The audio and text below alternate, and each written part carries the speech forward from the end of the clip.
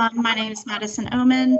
Sorry if there's a little bit of feedback on my end. I'm going to try and stay muted, but if you need to mute yourself, and we do ask that you stay muted during the presentation, we just ask that you click that little microphone icon and you can turn your microphone off. You can also turn your video off. This is going to be a recording, so if you need to leave at any time, you can leave by clicking the red leave button, and you can exit, and we'll be able to send you the recording in about 2 weeks after the presentation.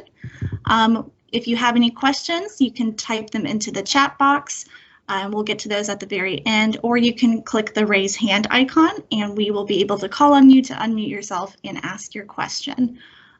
So I will just go ahead and turn it over to Virginia to introduce today's speaker. Hi, I'm Virginia Holman. I'm the chapter leader for Island Wildlife here in the Cape Fear region, and today we're really happy to welcome LeRoy Humphries. LeRoy is a U.S. Navy veteran who served in Operation Desert Storm.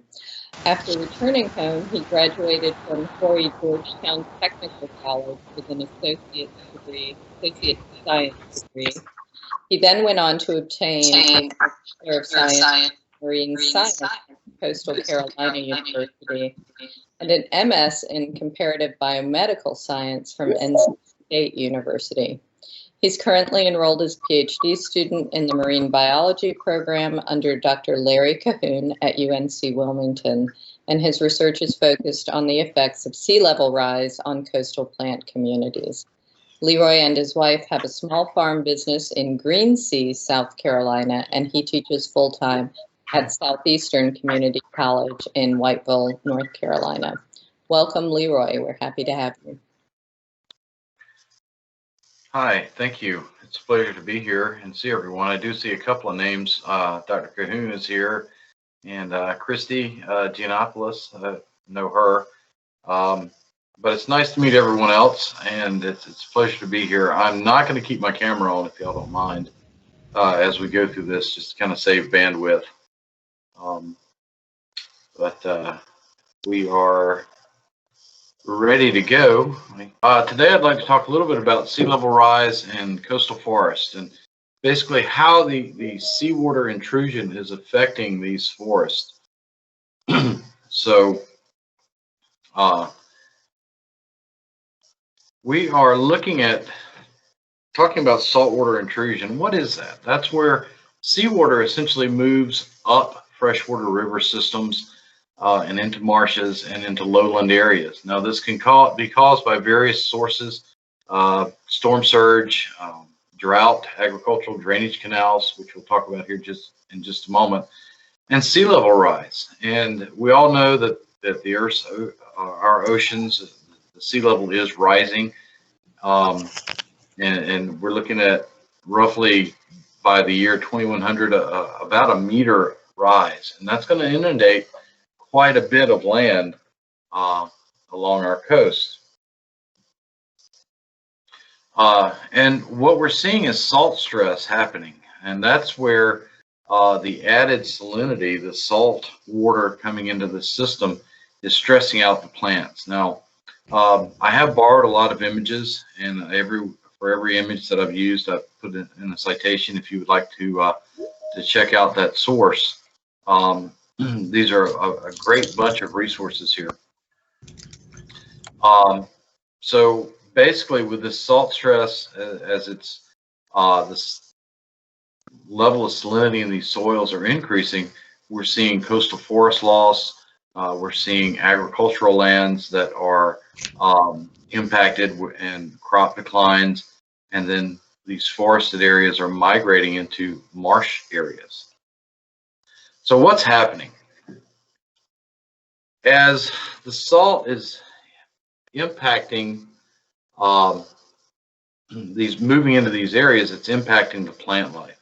And so when we take a look at what happens, basically, as the sodium and chloride ions and the other salts that are found in seawater cluster around the roots of a plant, they draw moisture out. And we've seen this effect you know, when they when we've got an ice storm heading in the area, and the highway department comes in and brines the roads, the plants on the sides of the roads tend to wither and die.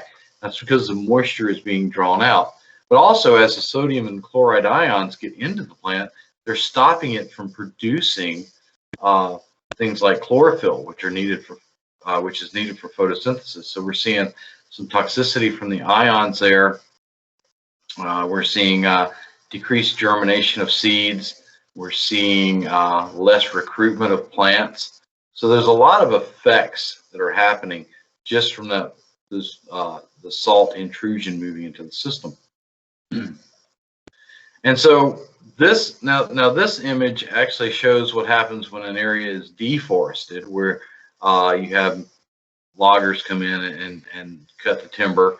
But it's not a far-fetched idea that when you have seawater intruding, you're killing off the larger trees, and as these large trees die, you get the same effect. Normally, precipitation falls, and that kind of keeps the groundwater pushed down. Trees are taking up what precipitation is coming in for the most part. Some is running off. Trees and other plants are taking a lot of that up. Once the trees there begin to die, you've got less uptake, and so groundwater begins to percolate higher into the system, which pushes the salt with it. And so when the water table gets to be about 2 meters from the soil surface, the salt begins to move into the root zone of most plants. And so your trees, which have a lot deeper roots, have already been impacted. They're no longer taking up excess water. And now you're getting to where surface, smaller plants, the understory is being impacted. And so that starts dying off. And now you've got bare areas of land. You're getting erosion. You're getting, and in some cases, even transition into salt-tolerant species, some of which may be exotic or non-native species. And so one of the most significant means of salt getting into the system is through storm surge. And so storm surge is this rise in sea level that occurs due to cyclones. We would call those hurricanes here. If you go to the South Pacific, they're typhoons. But it's a tropical cyclone. And so the strong winds are going to push a wedge of water ahead of them, and that water is going to pile up against the beach until it eventually overflows. And so we would have, for instance, in this image here, you've got a barrier island with a storm surge. That barrier island becomes submerged. As the storm moves inland, that salt wedge is pushed further and further in and up, basically, into the upland areas behind the barrier island. And then, to compound the problem, as the storm moves further inland, you get lots of rain inland, which leads to flooding. And now that is going to push a good bit of that salt water back out, but in many cases, it's already in there and the damage is done. So the salt can actually, because once these areas are flooded, when and the storm passes, you get evaporation. Evaporation is not going to take the salt up, and so as the water evaporates, the soil persists long after. Now, normally that could be leached out by rain, but due to changing weather patterns, we may not be getting as much rain as we had. So we may be seeing more intense but less frequent storms, or we could be seeing more frequent tropical systems. And indeed, in the past few years, we have seen that. We've seen more frequent and more intense tropical systems. And so we're getting large amounts of water pushed up into this. And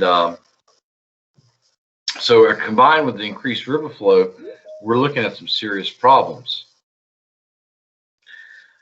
Many areas, and this is an example of an area probably well known to most of us, the Albemarle Pamlico Peninsula. But many areas, wetlands have been drained over the years to make farmland. Wetland areas are usually very fertile. There's a lot of organic material mixed in the soil. And then starting in the 60s and through the 80s, the 1960s, 1980s, a lot of areas were ditched and canaled and drained to make farmland. And so once these areas get dry enough to plant, they're planted in large fields of various crops, corn, soybeans, cotton, etc. If you go down east to go up to the Albemarle, Pamlico Sound area, our Peninsula area, you can ride out and you can see these thousands of acres of fields, and they're cut by ditches. And the purpose of these ditches is to drain what was historically wetlands. Now, that's great. That's producing lots of food and other items that we need, other agricultural items. The problem is, once sea level rises, these areas are now getting salt water pushed up into them. Okay, so we're seeing salt intrusion up these canals. You know, as sea level rises, we're getting more and more seawater moving in. Then when you add to that the king tides, or spring tides as I grew up calling them, which are these exceptionally high full moon tides, you get even more water pushed in. And then it depends on the wind direction as well. I've seen a full moon tide down at our place at Merle's Inlet, where the full moon happened during a nor'easter, and that piled water up so high that there was not a piece of marsh grass sticking up in the entire inlet. And so that can pile salt water in. Now, once that's there, as it recedes, there's still salt left in the sediments, and that's going to impact the plants like we saw before. Other factors can include drought. As drought intensifies, freshwater flow coming from the inland areas is reduced. That allows salt water to intrude further up. So the saltwater freshwater interface moves inland. And once that happens, now the salt infiltrates the soil again, and the soils are no longer able to leach out these salts, and so plant growth is inhibited. Examples. All right, so here's the Albemarle Pamlico Peninsula. This is a huge agricultural area. I found a really good video. It's called The Seeds of Ghost Forests, and it's from NPR Science Friday, a 10-minute video. I'm not going to show it, but I did borrow some scenes from it, and I did cite them. But this is the Albemarle Pamlico Peninsula, a huge area of wetlands that have been ditched and drained, and agricultural fields put in. Now, these are the natural waterways on this peninsula, and you can see there's quite a few little creeks and streams. Those have been overlaid, and you can also see, by the way, all the different fields here, the lighter colored areas, but these have been overlaid by canals. So this is the system of canals that has been installed on extensive. It drains huge areas of land. But what that's done is that's increased the level of saltwater vulnerability. So we're seeing tremendous areas. If you look, follow the red areas here, this area, this peninsula is almost completely vulnerable to saltwater intrusion. So as sea level rises, we're going to see more and more of the land here become marsh or go underwater. And so with these, this is an image here that shows saltwater intrusion. The bare area in the field will not grow crops, and that is due to saltwater intrusion. There was I believe, if I remember correctly, with this one, there was a king tide that had pushed water way up into this field, and as the water receded, the salt was left there, and that area of the field now, the soil is so salty that no crops will grow. So how do you get around that? A lot of farmers have taken to liming adding lime to the soil and doing other things trying to mitigate that. It's not really working all that well because it keeps getting inundated. These areas keep getting inundated. So we're seeing that there's more and more saltwater intrusion. We're seeing these sea levels are rising. We're seeing an increase in the intensity of storms. Now, and I say the intensity, I mean, we look at the last two big events here, Florence and Matthew in 2016 and 2018, both of which flooded our farm, but they also flooded tremendous areas of the eastern part of the North Carolina and South Carolina. In fact, we had flooding at the time of Matthew. We had flooding all the way up to Lillington and beyond on the Cape Fear. But these storms are becoming more frequent. They're becoming more intense. Now, both of those storms, though, when they came ashore, were Category 1s, but they sat and they moved slowly. So we're seeing the saltwater-freshwater interface moving inland further up these, and the soils just are not able to leach out the salts. So here, some efforts have been made to combat that. This is a flow control structure on a drainage canal, and what the water is, you're looking upstream. So the water is flowing underneath that earthen mound there and through these pipes, and the pipes have fittings on the end so the water flows one way. Unfortunately, when you begin getting these coupling sea level rise with high tides, higher tides, storm surges, they overwhelm this. They go over this flow control structure, and you know, the salt water moves in. So they're good on low flow scenarios, but when you start with a high water flow, they don't work as well. Sea level rise. This is the big issue, and you know, I've taught for a long time. I'm still a student with Dr. Cahoon at UNCW, and I intend to be a student. I intend to learn as long as I live. But I teach, and I teach a group a lot of times, you know, non-majors, people that are not science majors, and they want to argue about sea level rising and climate. There is no question, really. I mean, we have the data that show that climate is changing. We have the data that shows that climate has changed ever since the Earth was formed. But we have a lot of data on sea level rise. And right now, the current estimates range between 0.4 meters and 1.2 meters by the year 2100. And so that just a meter of change will put anywhere from 12 to 49,000 kilometers of land underwater, just in the U.S. We're looking now, as sea level has risen, we're looking at areas in, say, the Mekong Delta in Vietnam, where you now have salt water 50 plus miles up the delta system, whereas before it was only a few miles up. We could be looking at a salt wedge going up the Cape Fear Basin, maybe, you know, 50, 60 miles up here in the near future.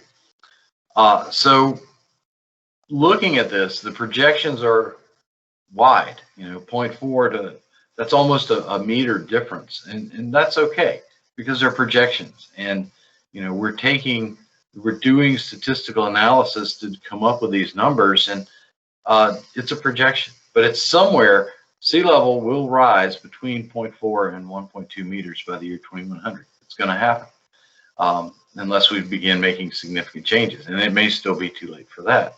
But since the advent of the Industrial Revolution and the increase in carbon being released into the atmosphere and other greenhouse gases, as sulfur dioxides, nitrous oxides, etc., we are seeing this trend of global temperatures increasing, and as global temperatures increase, we're seeing an increase in the level in sea level.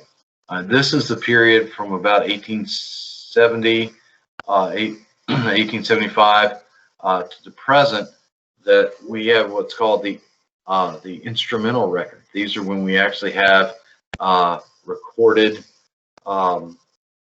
data. And when we look, prior to that, prior to about 1860, sea level was essentially the same. Very little change. But now, since the industrial revolution, we're seeing a tremendous change, and it's only going to get magnified. This is not North Carolina. This is from a paper I found in Florida about Florida, the Withlacoochee Gulf Preserve, just to illustrate this, how much this change is going to be. This is from 2016, and when we look 2025, notice how the light blue area here has moved further inland to 2060, 2070. And finally, when we get to 2085, what was once a wildlife preserve is now either marsh or completely submerged. So we're looking at sea level rise projected over the next century. Here on North Carolina, our coast. So this is a map of the North Carolina coast. You have Cape Fear down here, Cape Lookout here. You have the Albemarle, Pamlico Peninsula here. And Dr. Emily Urey at Duke University has determined that just in the last 35 years, we have seen over 1,000 hectares of land lost to the sea completely along this along the Alligator River National Wildlife Refuge. 11% of the forest cover in that refuge is now ghost forest, which we're going to talk about here shortly. And somewhere around 19,000 hectares, which is about 47,000 acres of forest, has been converted to either marsh or shrubland, just because of sea level rise. And if we, I love this picture because this image, because what it shows, if all of the ice cap on Greenland and Antarctica melted, sea level globally would rise up so much that if you live along the fall line, which is up around Raleigh in North Carolina, you would then have beachfront property. Is that far-fetched? It's a little bit, but it's not too far off. We're already seeing the ice cap in Greenland and Antarctica reduced by 25+ % in some areas. We're seeing now during the northern hemisphere summers that there's no sea ice left in the northern polar regions, the Arctic. We're seeing the permafrost in Siberia now, instead of being just inches below the surface of the Earth, is now measured 12 a foot or more below the surface. So we are seeing changes. So what are ghost forests? Well, they're essentially the remains of forests that are have succumbed to saltwater intrusion. We're seeing large areas where trees are dead. They're just gone. And they're really one of the more dramatic visual expressions of climate change. These are areas that we can look over and say, wow, that when I was a child, that was a forest. And look at it now, it's a marsh and all those dead snags standing up. And it's amazing that a couple of researchers I was watching were stating that it's amazing to study something in real time, that you're seeing it happen as you're studying it. So often we don't get to do that much of what we're studying is things that have happened thousands of years in the past. But here you're seeing something that's happening in real time.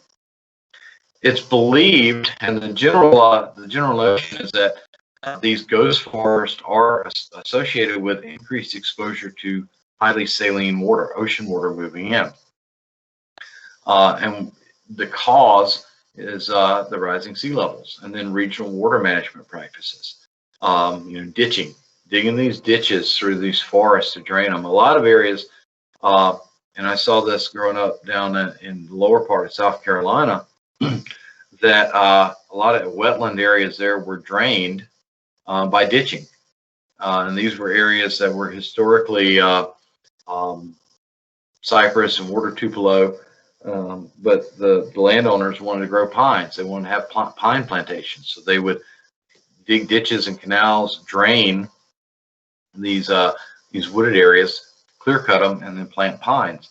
And so we're seeing some of the same things happening here. So we're seeing highly saline water getting pushed further and further inland. And that's going to wipe out some of these swampy woodland areas. So what do coastal forests do for us? And they do quite a bit, actually. They protect and stabilize the coastlines. They do this, they help protect inland areas from storms. The interconnected root systems in these areas protect from erosion. And I've seen this firsthand, growing up on the coast. I've seen where a storm, in fact, when Hugo came through in 1989, at our place there at Merle's Inlet, everything on the front of our house, because our house is on the waterfront there, all the plant life was salt damaged, salt stressed. But just behind our house, none of the plants were harmed. And then on the backside of 17, basically the wind was blowing salty spray over the house, and that was hitting these plants. So a coastal forest, if you think about it, is going to do the same thing. It's going to provide a barrier that's going to stop a lot of this salt spray from blowing in. And then, of course, like I said, the interconnected root systems kind of hold everything together. They're going to sequester carbon. So these coastal forests capture carbon and store it. And they may actually store more carbon than upland forests, because these areas, rainfall is going to wash down, and a lot of these coastal forests are adapted to periodic freshwater flooding. And again, these freshwater wetlands, once this carbon is captured, it settles to the earth, and it's going to be kept there. And then we have essential habitat for thousands of species. Many of our coastal forests are home to plants and animals that rely on these systems, that don't grow elsewhere. And especially when we look at mangrove forest, which we don't have around here, obviously, those are more tropical. Those are areas that are plant nurseries and fish nurseries, where you've got tremendous numbers of organisms moving into these areas to grow. And then, of course, we have recreational opportunities. A lot of our coastal forests are thick with wildlife. We use them for hiking. We use them for paddling, going out and kayaking or canoeing, fishing, hunting. The recreational opportunities are boundless in these coastal forests. So they are wonderful places, and they're much needed. But once saltwater intrusion happens, and we begin to see plant stress, and so the early stages of this may not be as visible as later stages, but initially we're going to see in the trees reduced sap flow. Their annual growth is going to be reduced, so you're going to start seeing kind of stunted trees. You may start seeing salt stress. Remember, once the sodium and chloride ions get into the plant, they actually prevent the plant from creating chlorophyll. And so you're going to start to see brown leaves on a lot of these. As we move into a middle stage, a little bit later stage in the formation of the ghost forest, we start to see lots more evidence of salt stress. But we also will start to see young trees and some of the understory plants that are very salt sensitive starting to die. When we look at some of our forests, our swampy areas, along the rivers with the cypress trees, for instance. Cypress trees are very sensitive to salt intrusion, and we're looking at levels of salt exposure from 1 to 5 parts per thousand, which is a common way of measuring. Dr. Cahoon's probably going to fuss at me for saying that because he told us in class we don't measure it like that. But if you think of it in the that you've got so much salt per unit volume of water, a very low concentration. We historically would measure the ocean, for instance, is the average of the world's oceans is 32 parts per thousand. So that's 32 parts salt per 1,000 gallons of water, seawater. So relatively small amounts of salt concentration in the water column will kill off cypress trees and stop the new cypress trees from germinating. So what we see in the middle stage is that salt stress is more visible. Young trees are dying. Recruitment ceases. We're not getting new trees growing. So you start to see your population there skew, get more older trees. And then we start to see salt-tolerant species moving into the understory. These are plants that can withstand salt exposure. Unfortunately, one of the main ones that we're seeing are the various species of Phragmites, which is a great large grass. And in some cases, there are certain Phragmites species that are invasive and not native to our area, and yet when they move in, they take over. And then in the final stage, we see dead tree trunks, stumps, and lots of salt-tolerant species flourishing in these ghost forests. One of the best examples of that is crossing into Wilmington from the south side on Highway 17, and you look out and you see all the dead trees, the snags that are standing out there in the field of marsh grass. That's one of the prime examples of a ghost forest. That's in its final stages. The end product is a new marsh, and it's going to be dominated predominantly by salt-tolerant species of grasses and other plants. Now, is that a good thing or a bad thing? And so it's thought that these new marshes are not as efficient. There's two frames of thought here. One is that these new marshes are not going to sequester the carbon that the trees did. And there's a line of research right now. Are the trees serving as plugs, or are they stopping a lot of the carbon release from these new environments? Or are they acting as chimneys? Are they actually funneling these dead trees, acting like a chimney, funneling carbon out and up into the atmosphere? So there's a lot of questions that are going on around this, the formation of these. But it's not all doom and gloom. There are some researchers that are optimistic.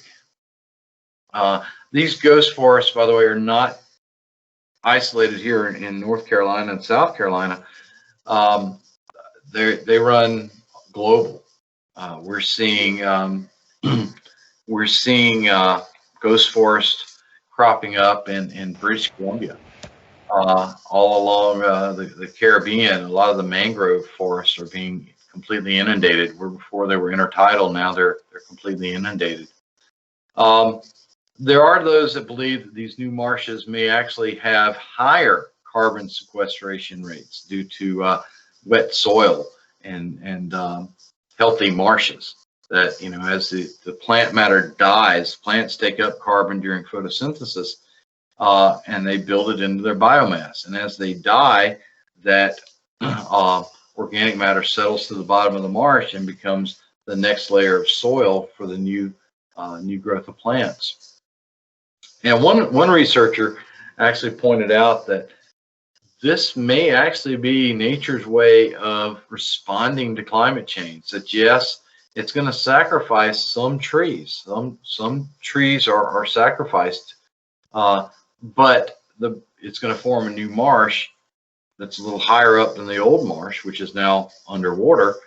and that's going to protect other forests and other inland land.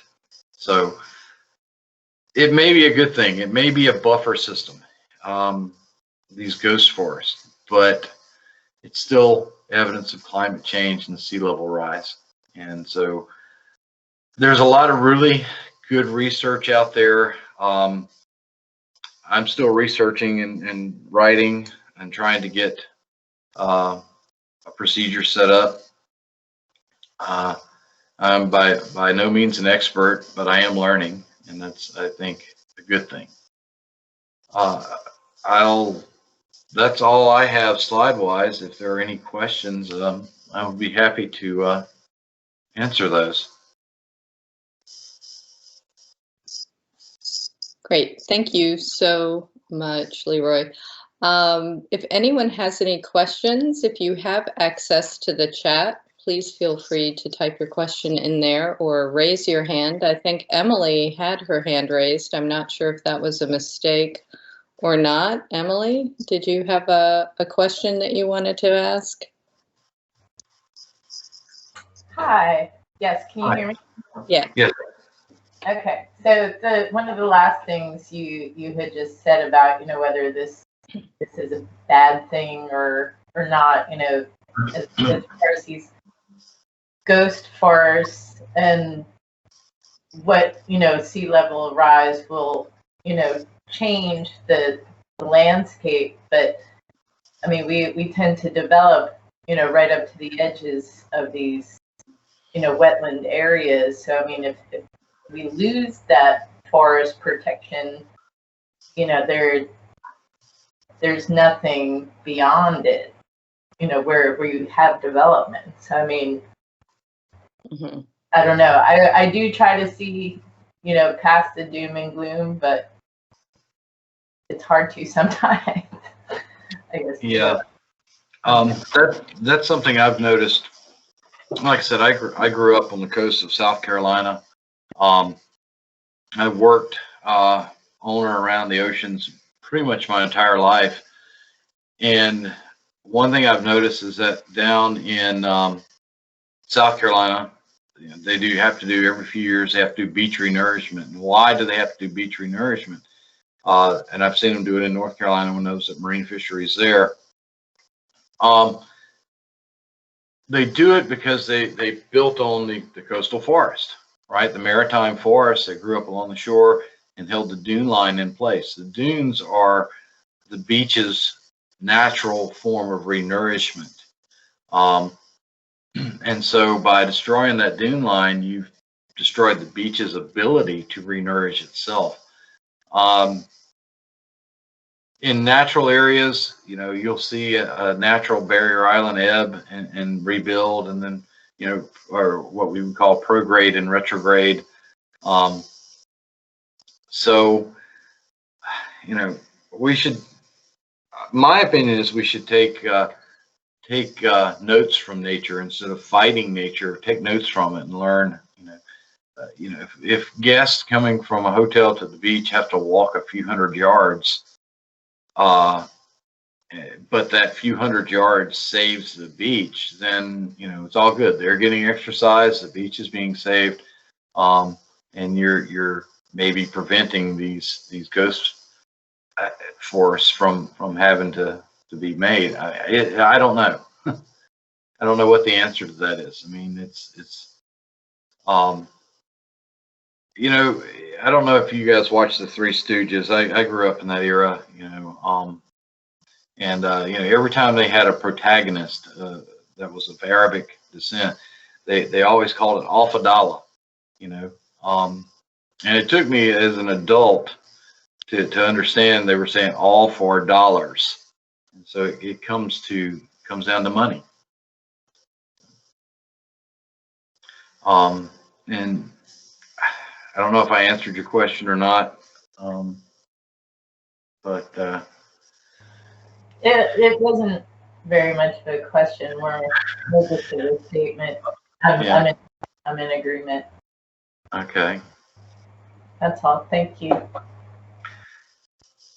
Okay, Cindy Cindy has a question. She's asking, can surviving plants develop salt tolerance after periodic exposure? Right, and Christy put an answer in, I think, that was great.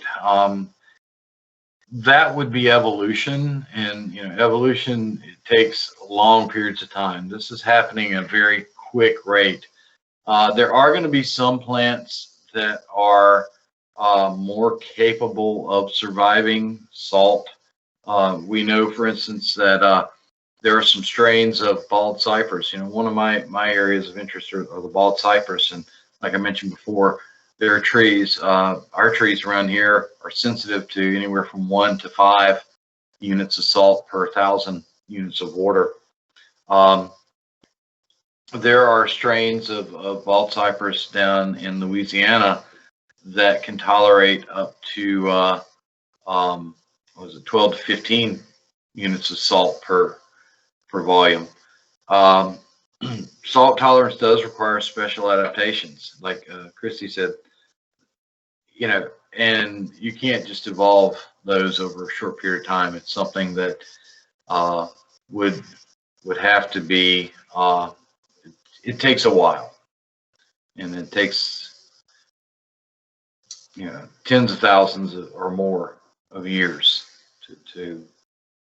for that to happen, and it may not ever happen in these species. But generally speaking, there may be those members of a species that have a tolerance, and they will have a survival advantage, and they will pass it on. But it's still going to take long periods of time.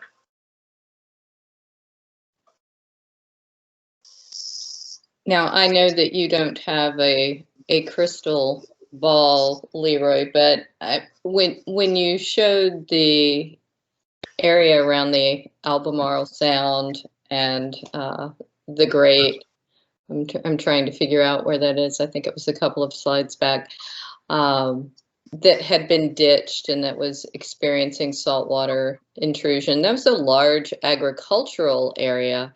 How does that impact? Yeah, that's one of them.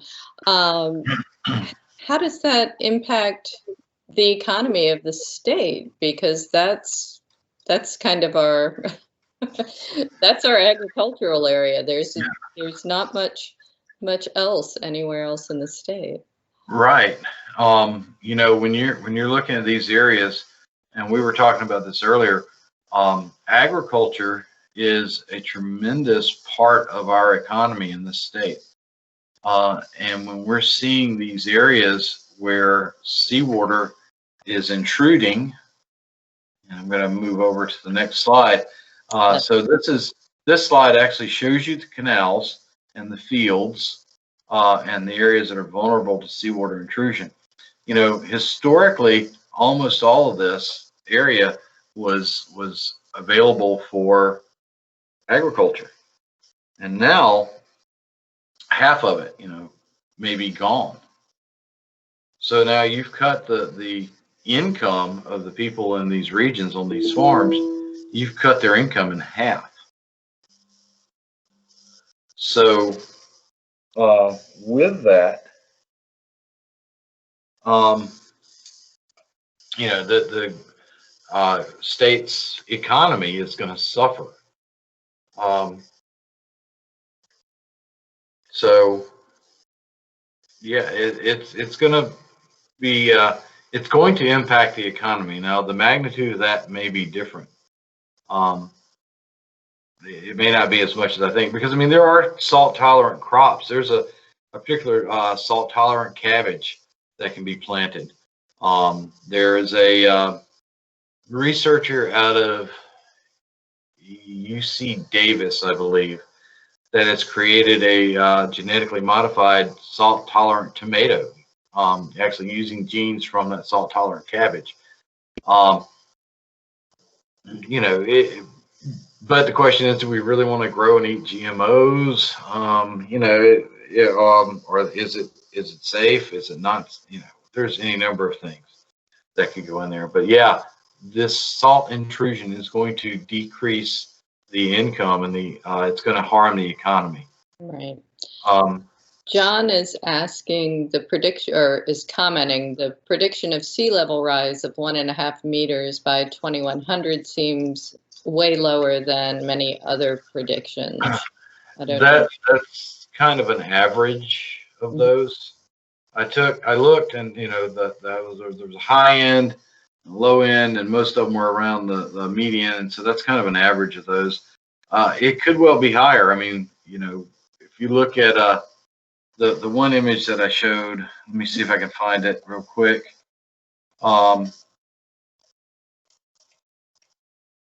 So this picture, oops, where you go? This image right here, you look at the rise in sea level towards the fall line. You know, we're talking a sudden melt. You know, if global warming continues increasing, if our current temperature increase continues, it may well be higher. If we find a means of slowing the rise in temperatures, it could well be lower. Okay. You know, this sudden melt of Antarctica and Greenland, rising sea level up to the fall line in North Carolina, that's kind of, you know, the day after tomorrow scenario where everything kind of goes crazy real fast, you know, in a matter of weeks. I mean, we're still talking centuries maybe. But then again, you don't know. Emily is asking, do you believe that channel deepening in the Cape Fear River will lead to an increased salt wedge and therefore more ghost forest and other effects? Yeah, it's already done it. And that's one of my areas that I'm kind of looking at studying is, can we quantify this so yeah, I believe it will. You know, whenever you open up the doorway for more salt water to come in, it's going to push that wedge further upriver. You know, salt water and fresh water don't mix. They have different densities, and you can demonstrate this at home if you want to. If you get a clear glass bowl and fill it with cold fresh water, and you take warm salt water. Warm water, add salt to it, add a little bit of food coloring, and if you're very careful, you can pour that into a bowl and you can see that stratification occur. You can see that the two waters have different densities and they will layer themselves out. Over time, they're going to mix, but initially they're going to not want to mix because their densities are different.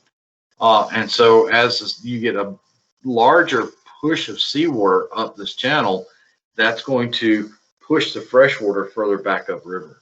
So I think we will see more of that. Okay. Bob is asking, he says that you mentioned that timbering can accelerate salt retention in the soil. And I'll add in, you were also talking about the groundwater rising. Will this effect occur in the non-coastal areas as well? Good question. I was talking to the Clemson extension agent last summer down in Horry County, where I live. And we were talking about, ghost forest and irrigation and some other stuff.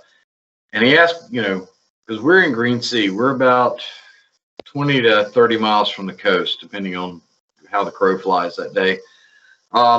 But between us and the beach is a small community of Longs. Longs is probably about 15 miles off the coast.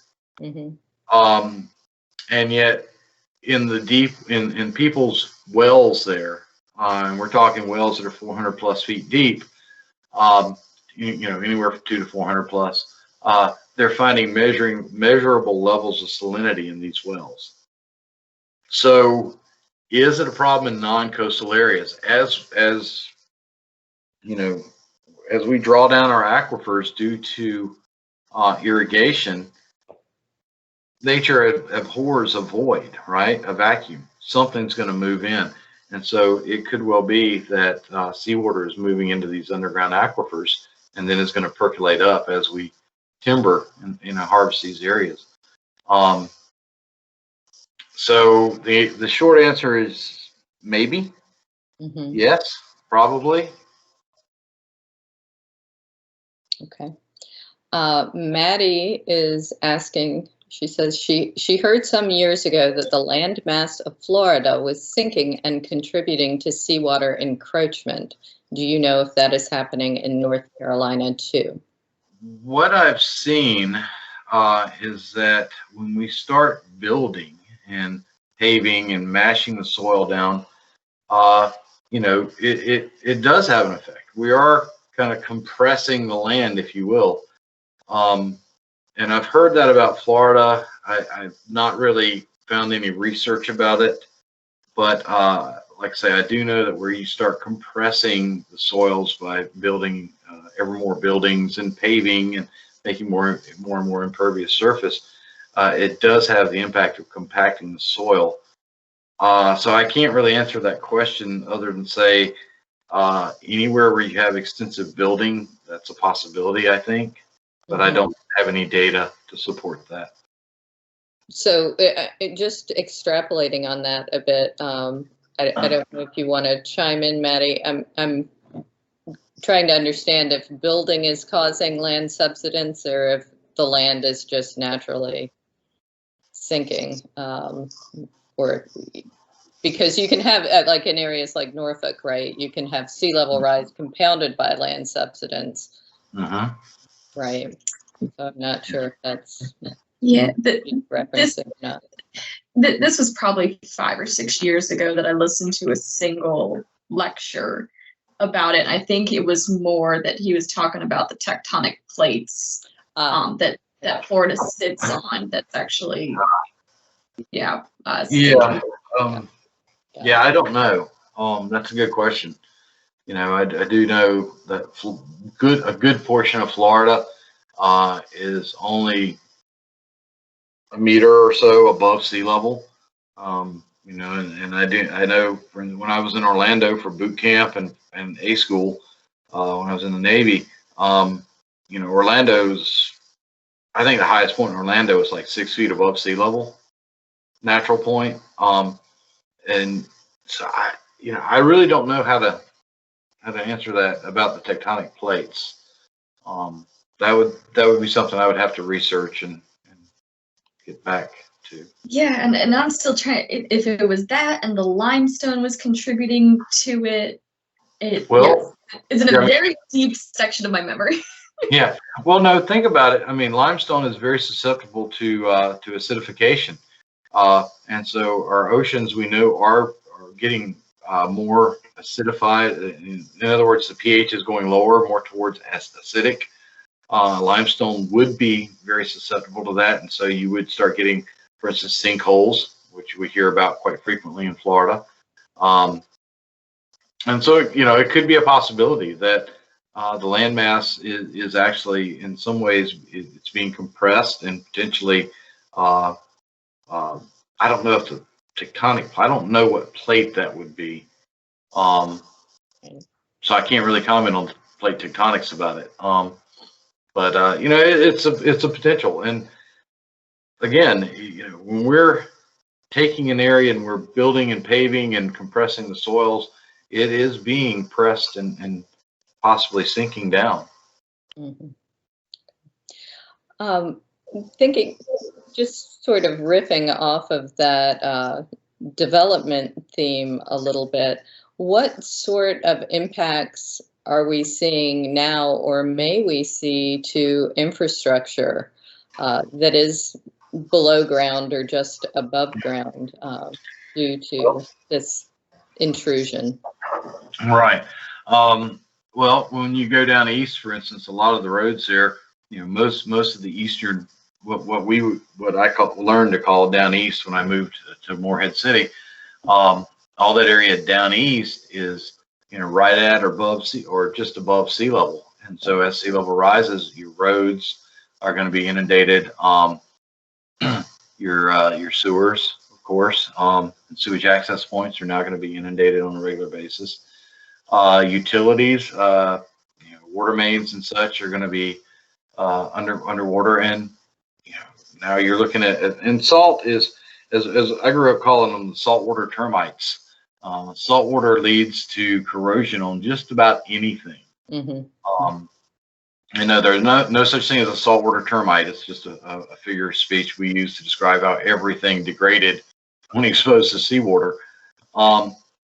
So I think you're going to start to see a lot of corrosion and a lot of infrastructure that's damaged and has to be repaired, replaced, moved.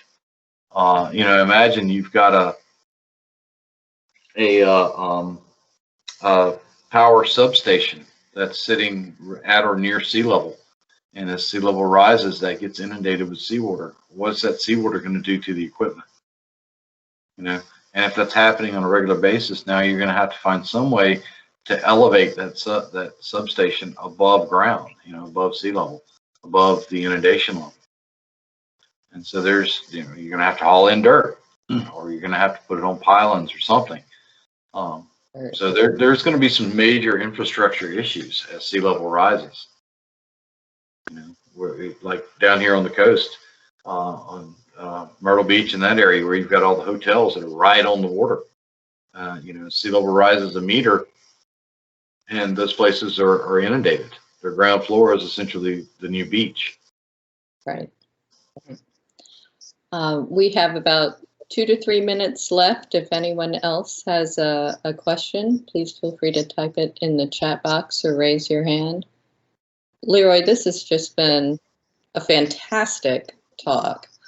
Thank you. A ton of great information here, and a lot to think about and consider. So I just appreciate you joining us so much today. It's been my pleasure. And thank you, Dr. Cahoon, for trusting me to do this. Absolutely. We're getting lots of your help as well. I appreciate that greatly. Sure. Lots of good feedback. Thanks for the presentation. Thanks for the great info. Great talk. Thank you. Thank you. Virginia has my you have my contact information if anybody would like it. I do. I meant to post it in the last slide, and totally slipped my mind. I got caught up doing something here at work and forgot to put my contact information on. But they have it. If anybody would like to get in touch with me, please feel free to get that information. And actually, I can post it. There you go. And when we send it out, when we send out the email with the recording in a week or two, we'll also send out your contact information as well, so people can reach out to you directly.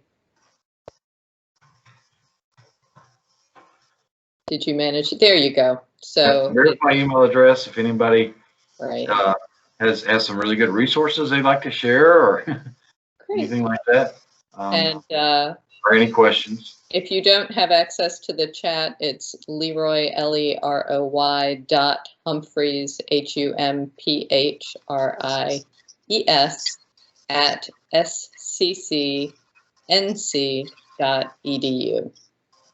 All right. Well, thank you again, LeRoy. This was fantastic. Thank you. It was my pleasure. You have a great day. Be here. You too. Okay. Bye-bye. Bye.